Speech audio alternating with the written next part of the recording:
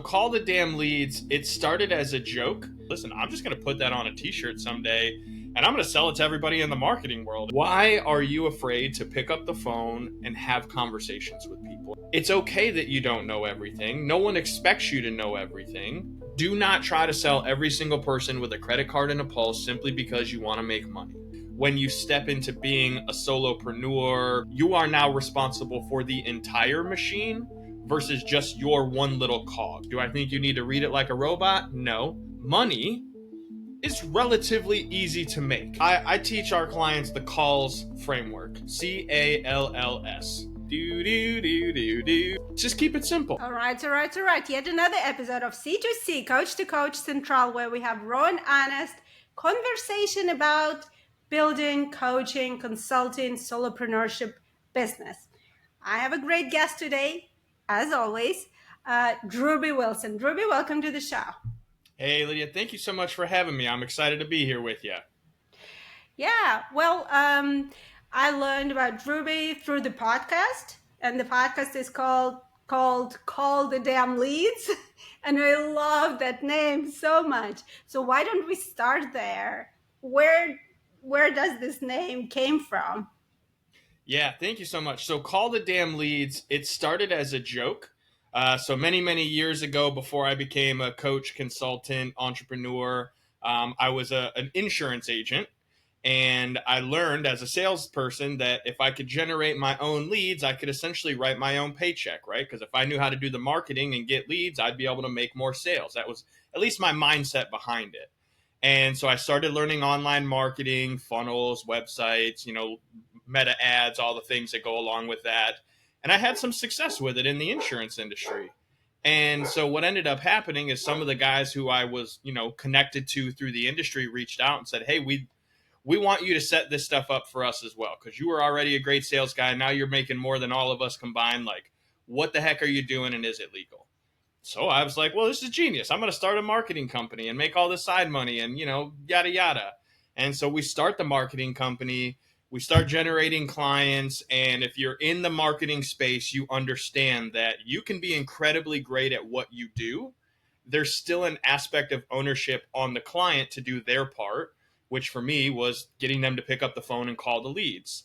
And so we had that churn of your typical marketing agency where people would come in, we'd get them leads, they wouldn't call them, then they'd complain. And so I found myself just saying, call the damn leads, call the damn leads, call the damn leads over and over and over again, to the point where I made a joke with some of my friends. I'm like, listen, I'm just going to put that on a t-shirt someday and I'm going to sell it to everybody in the marketing world and the sales community, because they're the ones that need this more than anyone. And funny enough, at the time I was learning about business trademarks and true assets of what a business really means and is, intellectual property, things of that nature. Right. So I trademarked the phrase, put it on a t-shirt, and like all great ideas, I put it in the back of the closet for a future day to when I would need it.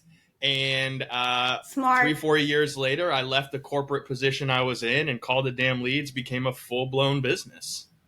Nice. No, I love that. I love that phrase. And I think, that's what I see. My clients, coaches, consultants, a lot of them making this transition that I did a long time ago, 10 years, 11 years ago.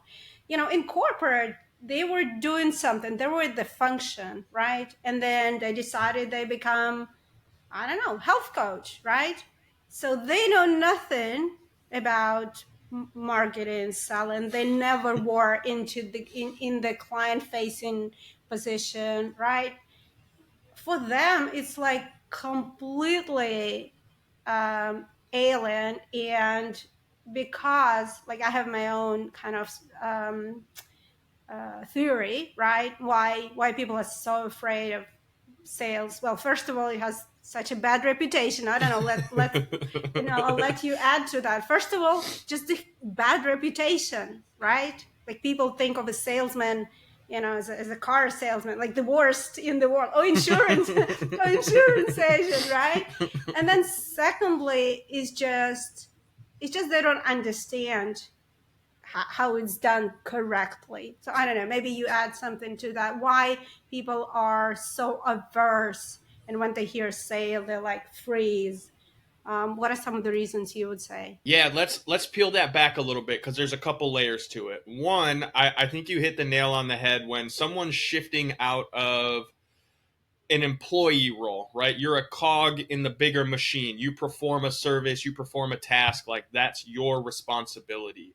When you step into being a solopreneur, coach, consultant, business owner, let's just say, you are now responsible for the entire machine versus just your one little cog.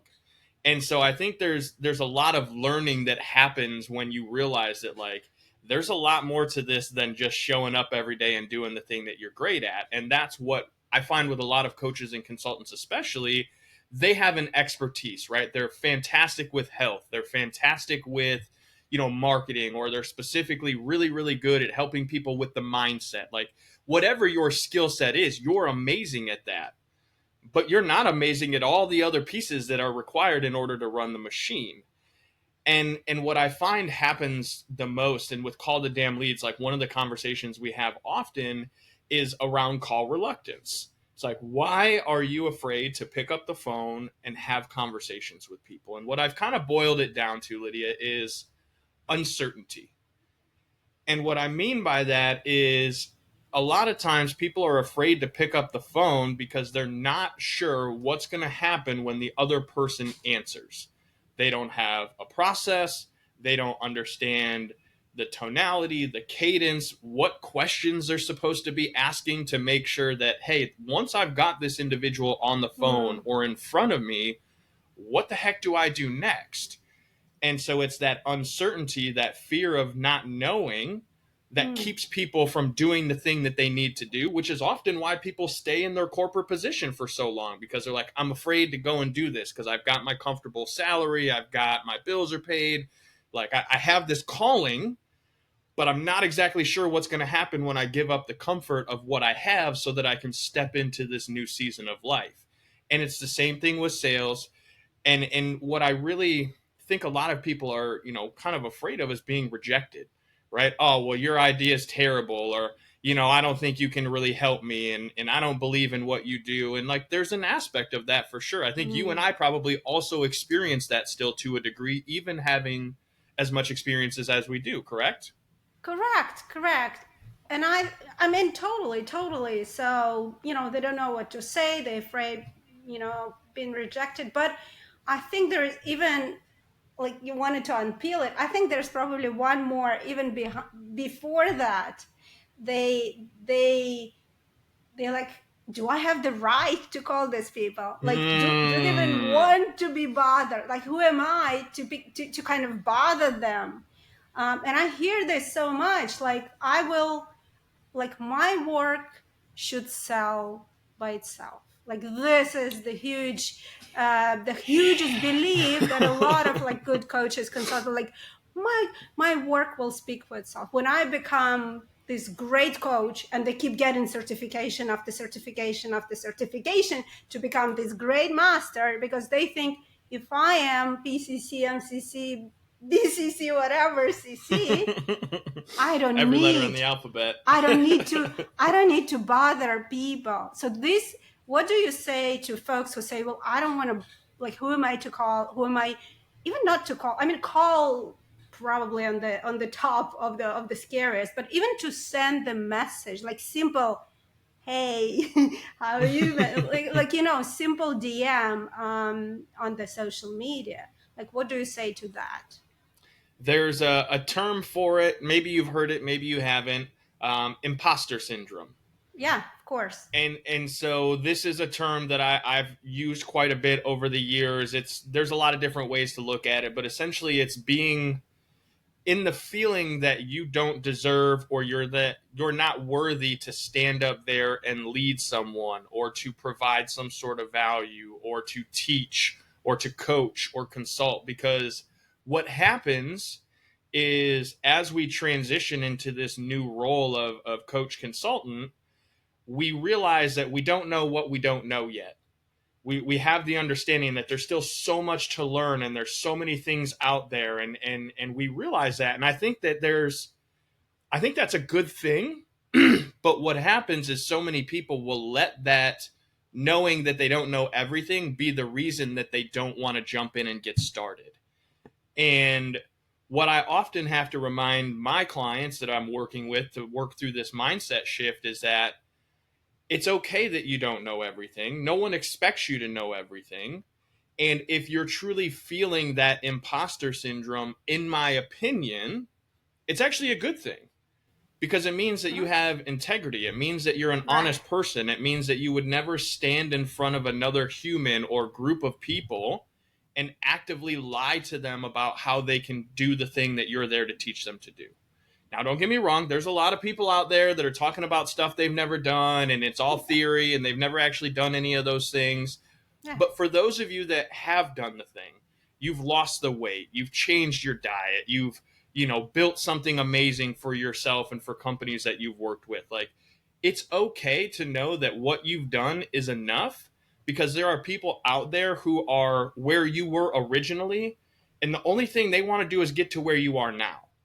And so as long as you're not trying to steal a quote from a previous mentor, lead above the level that you're on, meaning that you're not trying to teach people to do things that you've never done before, then it's okay to feel that way. It's okay to know, like, hey, I've still got a lot to learn, and I'm learning everything in a way so that as I learn it, I can take it back to the people who trust me to coach them, to guide them, to influence them on what to do in their lives so that they can continue to progress. Okay. Yeah, no, I agree. An imposter syndrome, I think it actually a good sign. So I agree with you. And a lot of coaches have this because they have the humility, because they feel like, okay, I need to learn more, and I need to, grow as a coach again, which is great, but should not be the reason not to go out. But I think there is a second element of that, is like, this kind of, should I bother? Why should I bother people? And I think a lot of this comes from those nonstop messages that we receive. And some of them are like, not some. Okay, let's be honest here. 99.9% of those messages are terrible.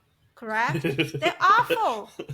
This is speech slap. Like, hey, Lidia, by the way, I'm selling coaches how to get 30 leads in 10 days. I'm like, why the fuck do I, how do you know I need leads?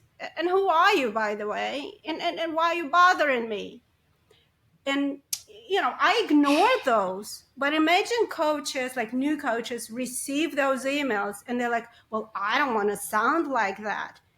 You see? I 100% agree with you. I think there are a number of people who subscribe to the mentality of spray and pray, right? Just throw as many things out there as you possibly can. 0.001% reply. Yeah. Hey, if we get one reply out of 10,000, then that's one reply out of 10,000. And there's an aspect to that there's some truth, right? It's a volume game. I think Hormozy's been putting a lot of content around this. It's like, it's a volume game. And also, though, for those of you who have that concern of like not wanting to bother people, I would say go inside yourself and ask, why did I even start this business? What is the thing behind it, the why that drives me to actually care about serving another human, to care about helping them solve this big, hairy, scary problem that they have in the back of their mind? And then ask yourself, if someone could have come to you at that moment when you were like worried and staying up late at night, and they said, hey, listen, I can show you the path to solving this and give you every tool, resource, thing that you need in order to change the life into the thing that you want, would you have wanted to have that conversation with them? The answer is probably yes. Yeah. because you wanted to solve the problem. You knew it was a big deal. You knew it kept you up at night. You knew it like made you scratch your skin because you were so like, if I could just fix this, everything in life would be better.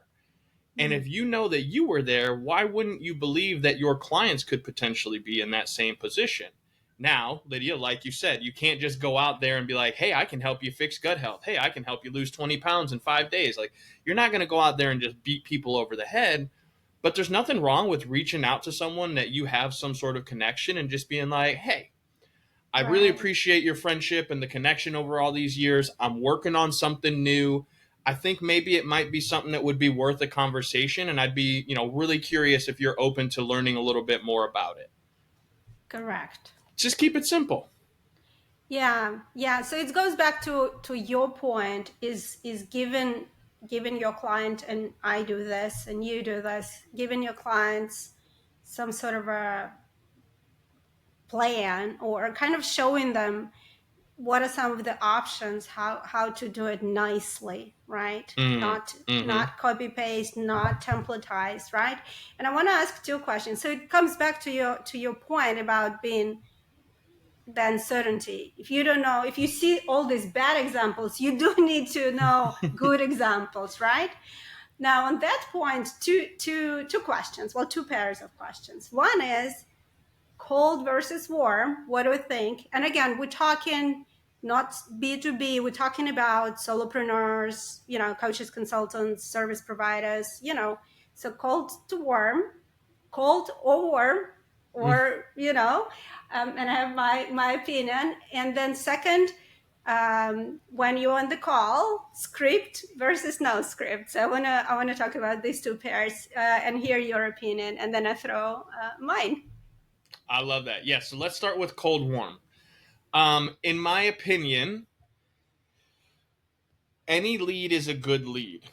And all of them essentially start in what I would consider to be somewhat of a cold situation when you're doing the outreach. Now, if they've reached out to you because they saw your content, they saw a landing page, like that is more of a We're warm talking lead. about outreach, Yeah, not so an if we're looking inbound.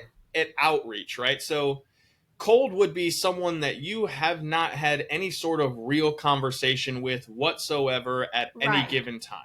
They have no right. idea who you are. They don't necessarily like you. They certainly don't trust you yet. That's Mhm. more of like a cold audience. Now, anybody that you're connected to on social media, there could be some aspect of warmth there, right? Maybe they've engaged with your content. Maybe there's someone that doesn't ever engage, but they're constantly watching your stories. And so every time you open it up, you can see like every story you post, they're watching it. So that it means that they are actively engaged and they're more of a warm lead. Now, how you approach that conversation is going to change depending upon where they're at in the sales process. Mhm. And so essentially, if you're reaching out to someone on, let's just say Facebook, for example, but this kind of applies to any social media platform, but just Yes. for example, if they've engaged with your content, right? You made a post talking about something that's in relation to how you help people or the problem that you solve. If they've engaged with it, why not shoot them a message and just say, hey, listen, I saw you had engaged with my post about XYZ. It really gets me excited to talk about these things. What really spoke to you about that piece? What was it that caught your attention? What was the thing that, made you think, oh, this is interesting? Because now you can get them talking. Maybe they're a good fit for your program. Maybe you're just doing market research to understand what are the hooks, what are the messages that are actually getting people to engage and respond. Because what Right. I've learned, Lydia, and I'd be curious about your experience with this, is that I can post content every day for weeks and weeks and weeks on end. And unless someone actually likes it or comments with it, we don't know if they're really paying attention. But I can say without a doubt that there are several people who have been watching our content for months and months and months. And then one day something finally clicks and they reach out and they're like, hey, I've been watching you for a while. I know I have this thing. It seems like you're the authority that can help me fix it. Tell me more about what that looks like. And so this is where I say, it's important to stay consistent, even if you don't feel like you're getting a ton of engagement or it doesn't feel like you're getting anywhere, because people are watching. I can Yeah. promise you, there are people who are watching. the timing for them is going to be about when do they see the thing that makes them realize they've been dealing with this problem for longer than they want to. So I would love to let's do the warm cold Yeah. first. Let's see Yes, what yes, your thoughts yes. are on that. I like your approach. I just say, for simplicity term, I just say, don't go cold. And for me, what you just described is basically warming up, right? So making them warm first. Absolutely. But I don't think this cold pitch, right? Like people who never interacted with your content, you just found them, on social media, say I'm on LinkedIn, and you send them DM, and you can do this with the email on LinkedIn saying, hey, let's get on a call, or hey. And I always say, it feels like you see a guy, well, I see a guy in a cafe, you walk up to him and say, well, let's have sex, or like, let's, I don't know, let's get engaged. Like, that's weird, right? Nobody does that. It's You very lead, forward. well, it's similar. When you send this cold pitch, the person who never heard about you is the same. So I say, in simple terms, forget cold Yeah. for my audience. But what I suggest, start conversations, like Mm. real people conversation. And Hormozy, well, he talks about this, right? He says, like, do a bit of research. Even if you go cold, like, do a bit of research and then send them a message about them. Comment, maybe they didn't like your comment. Fine. They didn't like your post. They didn't comment. Fine. Find what they've posted. Maybe they posted just a podcast episode and you like well, you listen to it, give some respect, listen to it, and then appreciate what you liked, or maybe something you disagree. So show them respect, start conversation. So you can definitely go do outreach, and you should do, because sitting and waiting until people start contacting you is not a really good business strategy, right? It's gonna be tough. I mean, if you have bunch of money in your bank account, sure. Many of us don't.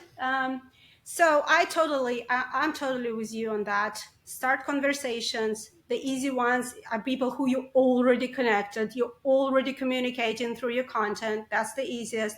Or you met somewhere else. So any sort of connection, or keep conversations with people in your network. That's kind of what I'm big Yep. on keeping your network warm and asking them to refer you new leads through them, because that's the easiest. This is how you can borrow trust. I call it borrow trust. Because basically when Absolutely. they introduce someone to you, you borrow trust they have to you, kind of to when you start talking to that cold person, it's already not cold. They already have this know, like, and trust factor a little bit higher than someone who never heard about you. So yeah, that's what I teach. That's what I've seen. That's what worked for me, and that what works for my clients. I love it. And so you had a second question about script, no script. Right. This is a big one for people. I'm a believer that you should have a script. Now, Okay. I'm We I'm might not saying disagree on that one. that's okay. Yeah, yeah. No, I love this, and this is going to be a great part of the conversation. So if you're listening to this, like, this is going to be really fun. We're going to nerd out here for a minute. The reason I believe you should have a script is, think about it from the standpoint of your favorite restaurant.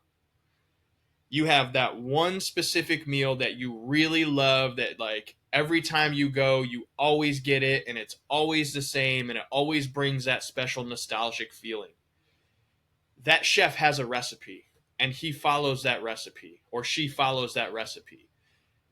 Now, are there slight variations here or there because maybe they're, not specifically measuring the amount of salt, or they added one extra bay leaf, or whatever, that, they were in the moment. There's a bit of, we'll call it love, that goes into making that meal. And also, if they were just winging it every single time, it would not be consistent. It would not feel the same. It would not taste the same. And so, what I believe when it comes to a script is that it's not something to be read like a robot. It is a framework that you use so that you can gather all of the information you need to determine, hey, is this someone who has a problem or a desire that I can help with? And also, is this someone that I genuinely want to work with? Because not all business is good business, you guys. Like, do not try to sell every single person with a credit card and a pulse simply because you want to make money. Yeah, The tell it to script- coaches who just starting out. This is why we're having the conversation, though, because the script should help you understand, A, how do I start this conversation in a way that doesn't feel spammy or salesy or obnoxious? What questions am I asking that make the person feel like I genuinely care about them? And how am I transitioning from those questions to actually moving the ball forward and saying, okay, great, now that you've said X, Y, and Z, if we could do this that would help you solve your problem, is that something that you'd be open to? And the reason I think the script is important is because it's like the microwave directions, right? It's like the recipe.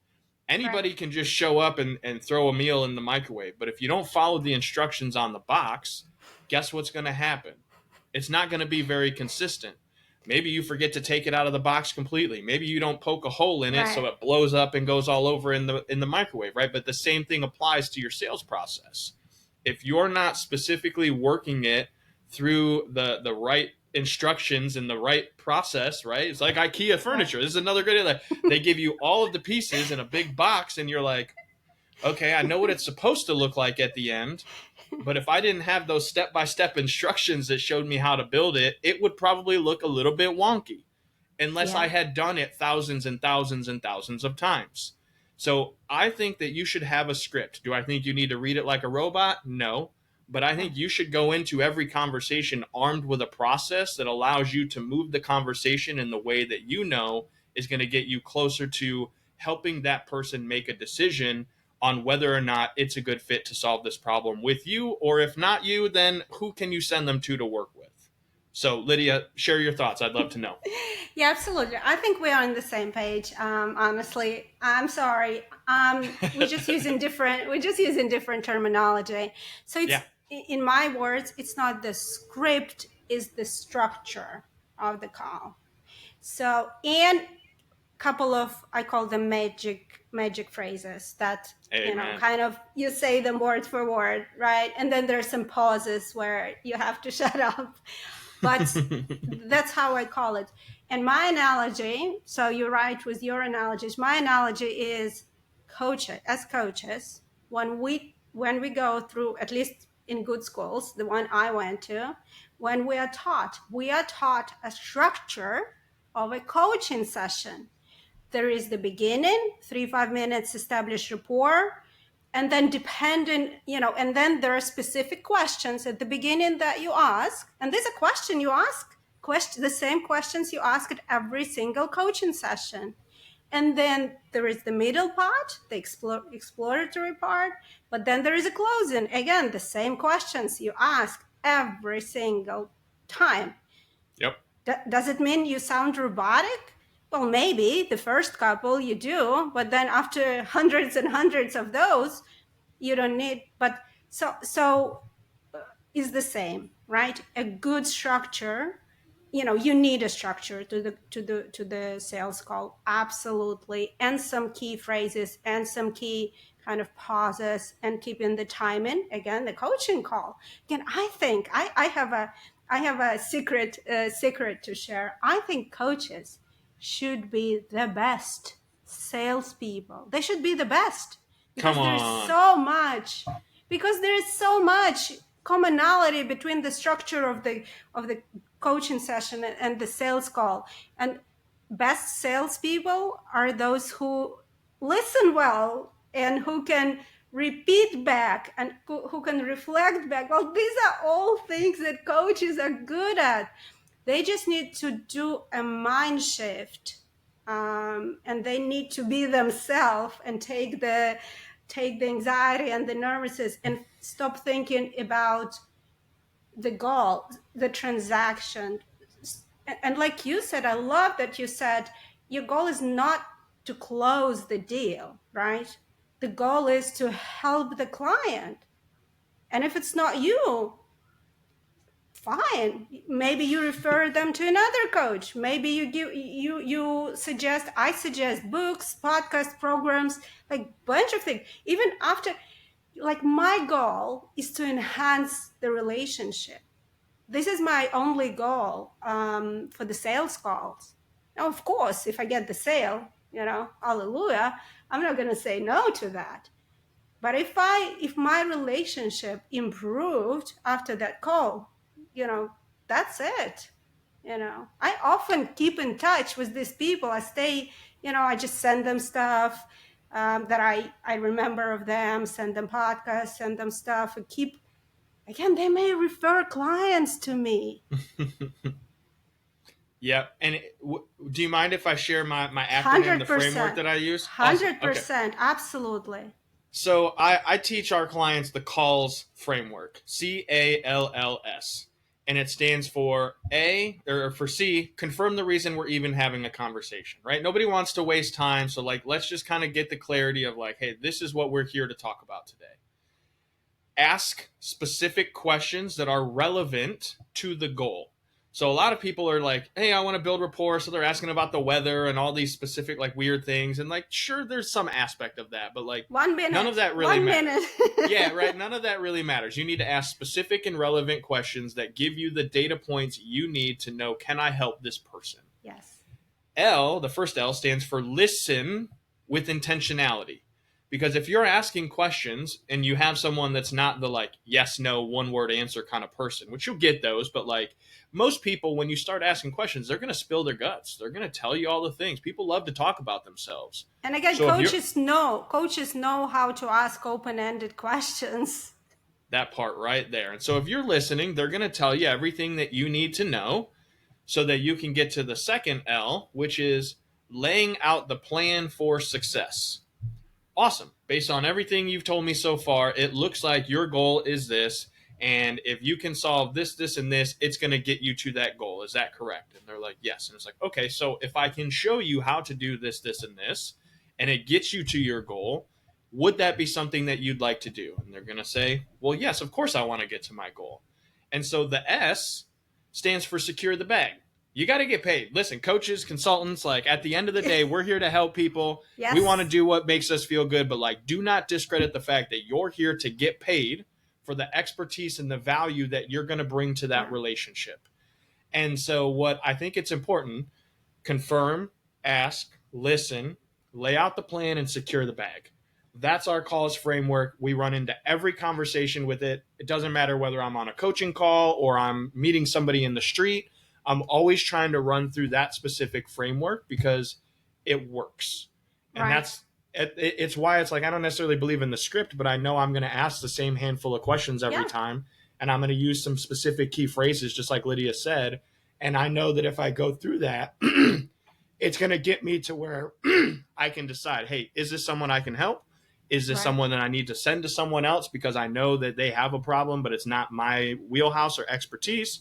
Or is this someone that I genuinely just do not want to build a relationship with, which is okay. It's okay to say no to people. It's okay to determine, hey, this is not going to be something that's going to solve your problem or get you what you want. If it can help someone you know, awesome. If not, I appreciate you sharing a little bit with me. I hope you have an amazing life. Check out my podcast, check out my books, check out whatever. It's okay to have that conversation too. No, absolutely. Yeah, absolutely. So I think we are on the same page. Having the clear framework and some key phrases and just doing it again and again. It's like having this, like you said, this recipe that never fails you. And then you can sprinkle with extra pepper today. You've been a little bit extra about something, you being human, which is, I think, again, important, not sounding robotic. Okay, I want to get into a couple of more kind of very deep dive questions. The big M, money. It's again, coaches, I think they should be the best in the first part, like the majority, the 80%. But then at the end, what I've seen, when they need to name the price, that's where something happens. The throat, the voice changes, the energy shifts, right? I don't know. You probably seen. I don't know. You do with your clients, kind of the mock up, or do you watch the recording of their sales calls? Like, it just changes so much. Before they were, friendly and happy, and then, like the deer caught in a headlight, right? When they need to say, okay, my coaching package is, I don't know, 5,000, whatever is the price, right? And they're like, the posture. Anyway, you understand what I'm saying? I Like, do. what are some of the, I don't know, tips, advice, how to overcome that crap? For me personally, that shift around my personal worth and the value of my time, it came when I was still selling insurance. So I was one of those, I don't think I was a slimy insurance guy. I genuinely wanted to help people, but listen, I was making 200, 300 calls a day. And as I mentioned, I realized that if I could generate my own inbound leads, I wouldn't have to reach out to cold traffic. And so I'm learning this process, and I'm commenting in one of the Facebook communities that I'm a part of for the software that I'm using. And one lady, Nancy, amazing human being, one of my first coaching clients, as a matter of fact, she saw my posts about the stuff that I was working on, because I was just sharing, hey, here's what's working for me. Here's what I'm doing. Here's how this goes. And she reached out to me one day and she's like, listen, I see that you're using this software. I'm a mortgage agent. I'm trying to figure it out. I see that you're helping other mortgage agents with their, lead generation. How much for an hour of your time to hop on a call and help me figure this out? And Lydia, what a humbling question. Because I'm sitting there in my mind okay, well, I make a base salary of this and I get X amount of commissions every month on average. And so that's I don't know, 25 bucks an hour. And if I was working double time, I would get, if I was a holiday or a weekend, I'd get, 50 bucks an hour. And so I'm in my head doing these calculations, and she's just sitting on the other end of the line, Jeopardy music playing, do, do, do, do, do, do. You know what I mean? So silly. And I came back and I was like, all right, Nancy, how about $50? And she kind of chuckled and she's like, oh, I was totally ready to pay you 75 to 100. And I was like, well, 75 sounds way better than 50. And she's like, well, let's do 75 an hour. Then I'm like, all right, great. That sounds awesome. And in that moment, I kind of realized I'm so undervaluing myself, but I didn't, when you're first starting this, you don't really know. Because a lot of times we grow up, it's hey, $10 an hour was grunt work, right? That was guys picking up trash and doing all the stuff nobody wanted to do. And, only the rich people were making 50 to 100. And it was attorneys and lawyers that are making $150. These are people that are smart and have been to business school and all that. And it's just you don't know what you don't know. Right. But I'll never forget, I got on that call with her. We spent an hour having fun, chit-chatting. She's asking questions. I'm just rattling stuff off, just having a great time. And at the end of the call, she sends me a Venmo for 75 bucks.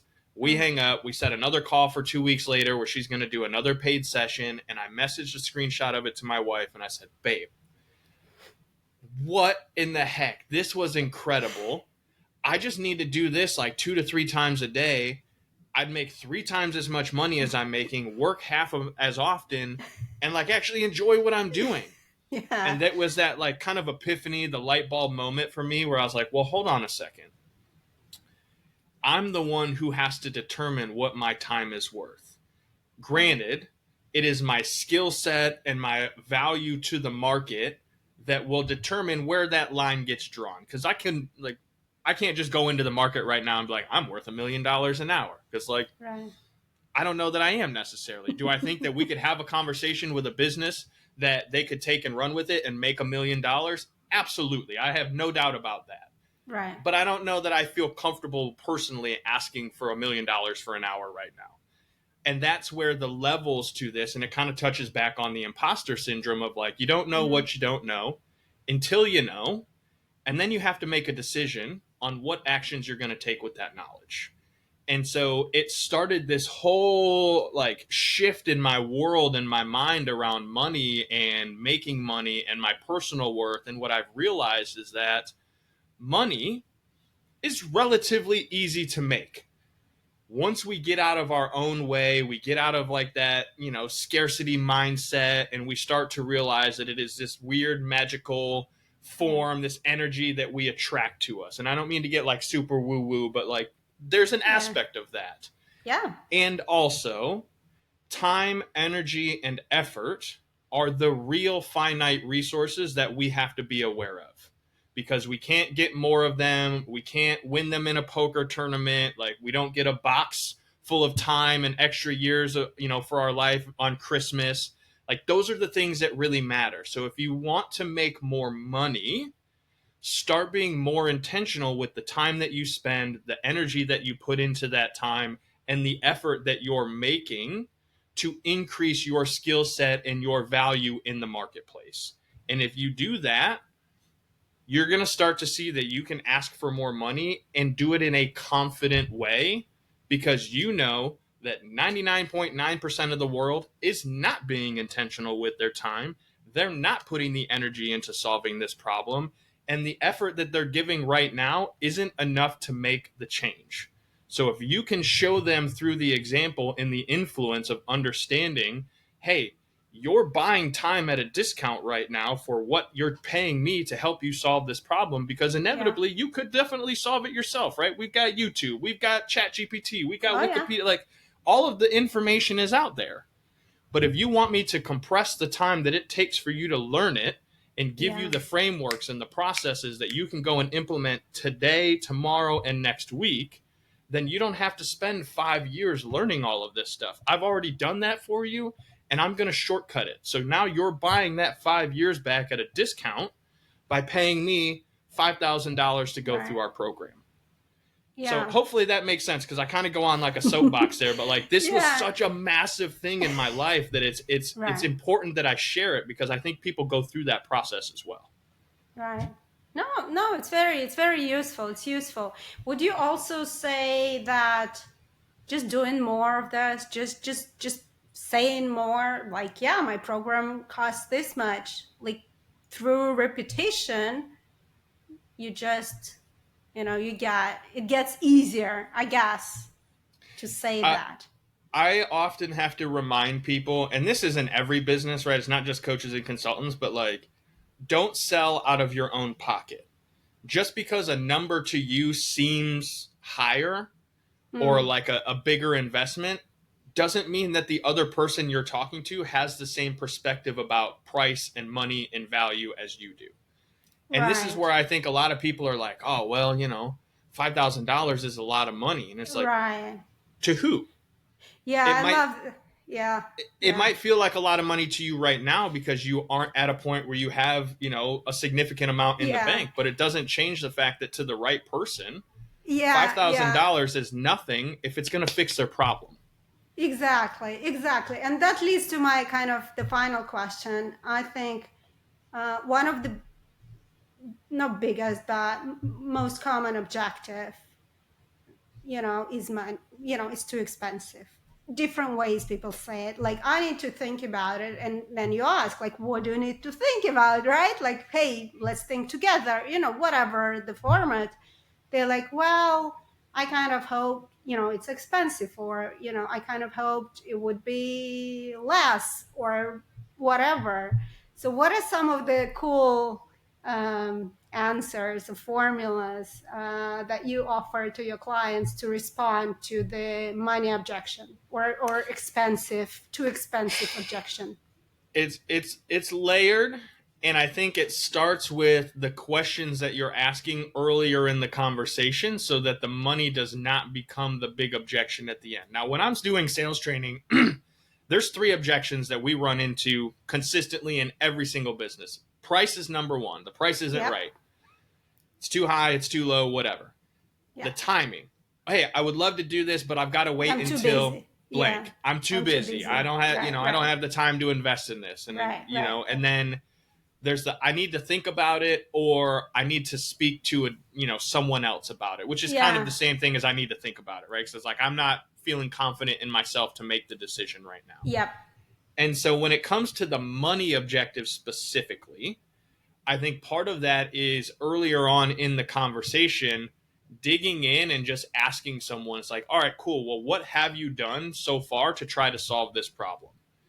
And they're going to tell you like, oh, I've hired a coach, or I went to a therapy, or I, bought this special meal plan. Right. And, and it's like, okay, well, how did that go for you? What worked well, what didn't work well, and Right. what was that investment like? It's like, oh, Mm-hmm. well, I spent $15,000 on it. And so now you're like, okay, well, there's someone who's willing to invest in themselves, clearly, because they spent X amount on this. Yeah. And so now you kind of start moving further into, all right, well, what's the cost of inaction? Mm-hmm. If you don't do anything about this, how long Right. can you maintain or sustain your current path before everything blows up and it becomes a nightmare for you? Yeah. Because now you're getting them to think about it not just as a big number, but as a like, hey, if I don't do this, this is going to cost, it's going to be 5 times more expensive in the big picture. So Right. pre-handling that objection early on, I think, is very valuable. When we're getting to the final close and they're like, why, I still got to think about the price. It's like, okay, well, let's circle back a little bit and reframe it. It's like, okay, cool. I totally understand when we make an investment in ourselves, we want to make the right choice. We want to know that it's going to get us the thing that we're looking for. So let's talk a little bit more about the specific part of it that you're concerned. Is it that you have Yeah. to pay the whole thing up front? Yeah. Because, if we could work out a payment plan, would that be helpful? Because sometimes Yeah. people are just like, literally, I want to do this, but I don't have the $5,000. Like, I got Right. Right. Right. 2,500 that I could put down though. And it's like, hey, well, we'll work with you. Yeah. Right. And I'm not saying that every business wants to do that or whatever, but Right. it's just Yeah. getting back to the, okay, cool. Hey, money aside though, like, are you 100% confident that working through this and having this structure and this framework could help you solve the problem? Yeah. And they're going to say probably something along the lines of, well, yeah, absolutely. If I, money aside, of course this is going to help. It's like, okay, so let me ask you something. The kind of people who live the life that you want to live and who have the things that you want and are ultimately where you're trying to go, do you think they're the kind of people who are afraid to invest in themselves in order to get the things that they want? And the person's going to be like, well, no, clearly they're not afraid to invest in themselves. That's why they have the skill set, because they did that. And it's like, okay, so are you someone who wants to continue doing the things the way that you've always done them? Or do you want to step into that new identity as someone who does what they need to do in order to achieve the information and the skill set to get them where they want to be? And they're going to be like, well, of course I want to change. That's why we're here having this conversation. And it's like, okay, awesome. That is part of my job as a coach, is Yeah. to challenge some of these mindset, blocks that you run into, because in order to step into that next version of yourself, there's some old habits that we're going to have to break free of in order to change who we are and how we operate. And Right. this investing in yourself is number one, because ultimately, if you're not willing to invest in yourself to learn this skill set, what would make anybody else want to invest in you to do the thing that you're wanting to do for them? So like there's that mental reframe around understanding that, hey, you're investing in yourself so that you can be better, so that you can set the example, so that the people that you're going to help feel as though, hey, this person is they're doing the thing that I want to be doing, so I'm going to do what they're doing to get there, which is investing in themselves, hiring mentors, talking to the people who have the answer to the problem, and being willing to admit that they don't know what they don't know yet, which is what we're all doing. We're going to school, we're learning how to do these things, but like it's just around helping the person understand that the decisions they're making are based on old habits, old biases, and old decision making skills, which is exactly what got them to where they are right now. So, unless they want to stay stuck where they are, they're going to have to change the way that they make decisions and the way that they take action on things. Yeah. No, absolutely. Yeah, love it. Love it. I think, yeah, absolutely. I think when they say, oh, it's expensive or need to think about it, it's a great place to jump in and help them. Again, as a coach, you should be able you should know how to do this.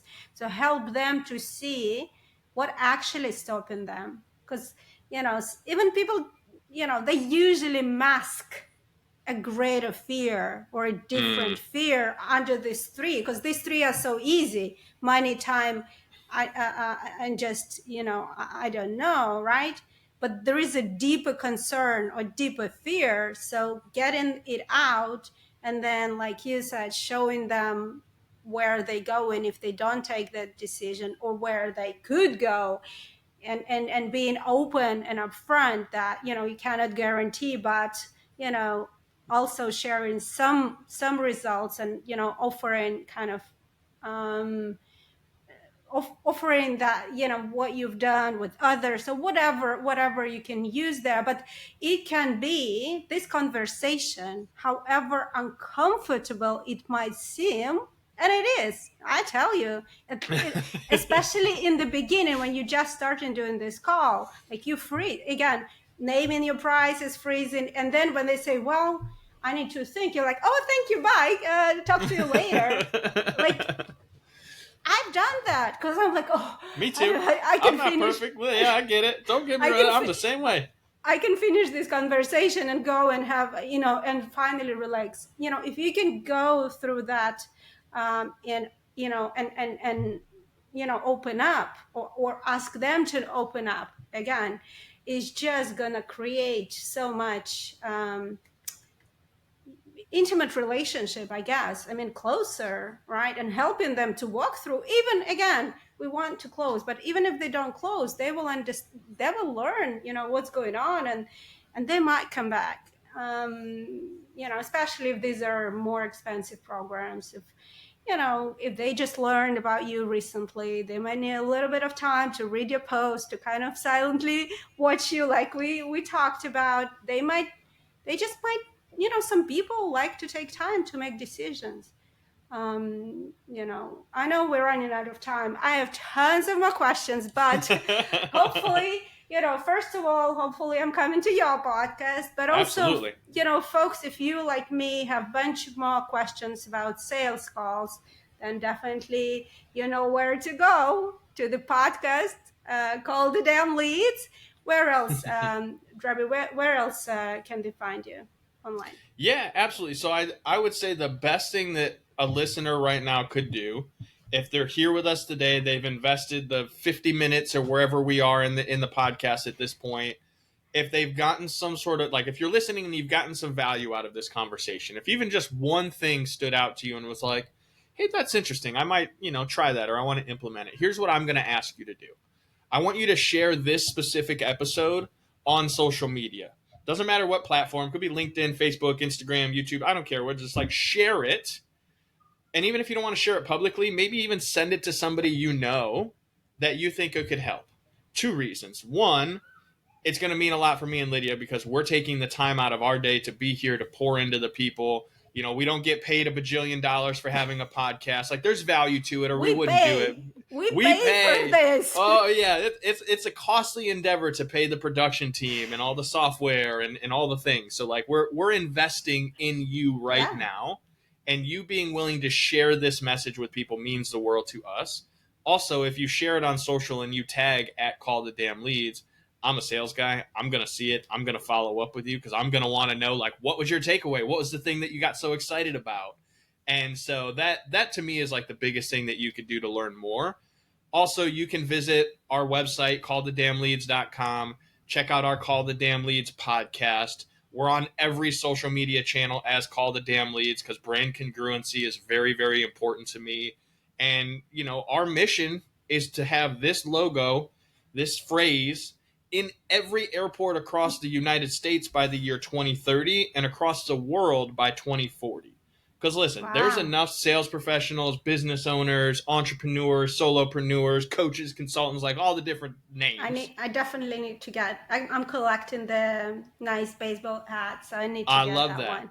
So if you guys can help me fulfill that mission by spreading the word, maybe placing an order, keychains, wristbands, hats, t-shirts, whatever your style is, that would mean the world to me. And so Call the Damn Leads is here to serve. We're here to sell. And I just am truly grateful for an opportunity to be able to run my mouth and share some of my stories. And hopefully, at least one of you that's here with us today is going to actually go and do something with this knowledge, because knowledge is useless without action. And so if you go and you do something great and you change your life in some fashion, will you message Lidia? Will you message me? Let us know that it's like, hey, I listened to that episode. I took this thing away from it. I went and did it and it worked. We won't be surprised, because that's why we share the things, because we know they work. But we will be truly grateful, because this is what we're all about. Yeah, no, absolutely. Oh, thank you so much. That was wonderful, wonderful speech. I'm going to steal some of that. I hope you use do. it. That's what we're here to do. We're here to learn. So take it, use it. It's all for you. Use it in my further episode. Okay, well, thank you so much. I know we overrun, but I think that was amazing. Thank you. And talk soon. You got it.